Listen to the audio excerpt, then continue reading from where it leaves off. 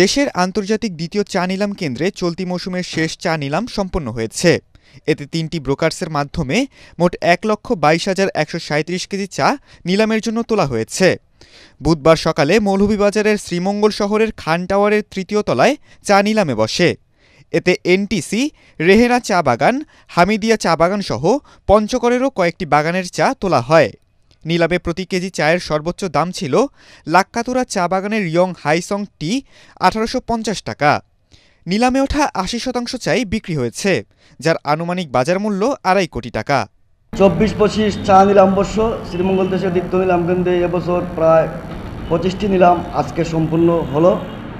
খুব সুন্দরভাবে আমরা এবছর চা নিলাম সম্পন্ন করতে পেরেছি।